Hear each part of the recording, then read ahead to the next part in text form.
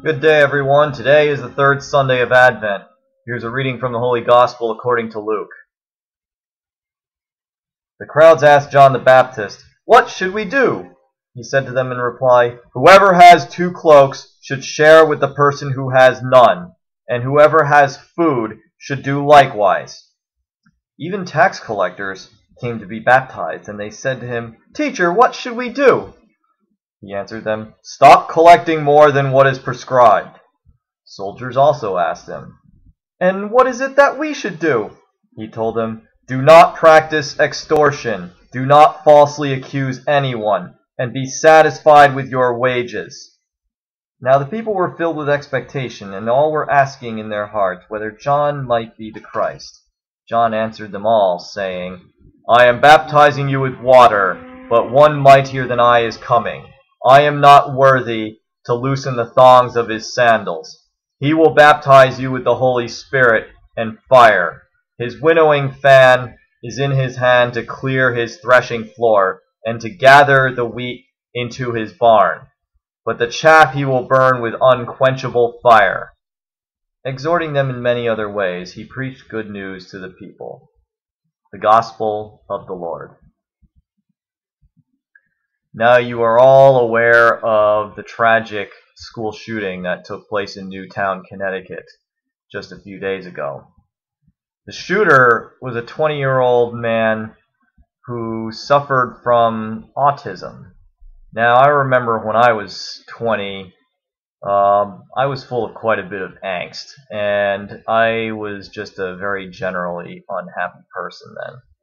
And now I'm trying to imagine that, plus being saddled with autism, plus the fact that memories of high school are probably still painfully recent for this man.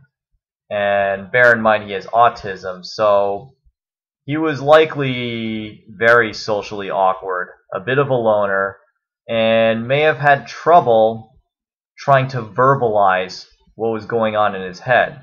So, if he's being falsely accused of something, or otherwise being put on the defensive, which could happen very often for someone in his awkward state, you can only imagine that he may have struggled to try to defend his position, or may have felt misunderstood, or just generally wrongfully accused and wrongfully treated, not just by his fellow students, but sometimes perhaps even by faculty and staff who just failed to understand the situation. And then, of course, there's the whole bit about probably being bullied into giving some of his lunch money away, which he may have been too ashamed to talk about with his family, which he may not have been able to verbalize anyway, given everything going on in his mind that he had trouble verbalizing. So that could explain a lot of things. It could explain many other school shootings that have taken place over the past decade or more. It could explain, well, I suppose that could include a university shooting where a faculty member was the one doing the shooting. But anyway, that's still a school shooting. It could explain a lot of things. However, what it does not explain, at least not for me, is why an elementary school. I know it's his elementary school, but he doesn't know anybody there. Or at least the vast majority of his victims he had no chance of ever knowing. All the grade 1 students that he shot down, they were not even born yet when he was still there. He's 20.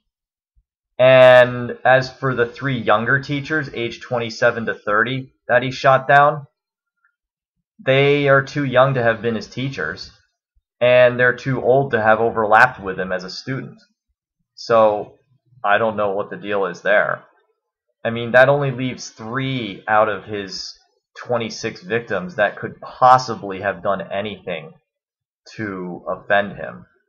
And that's not a very I mean, if revenge is the motive for someone who feels very troubled and very angry and very full of angst, whatever he did was not a very effective way of going about it at all. Like, not even by school shooting standards. And of course, that we know is never an effective way to solve things.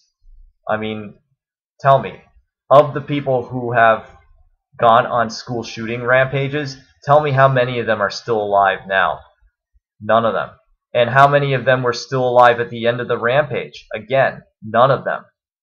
So it's so not effective. But this one is just very difficult to understand for me.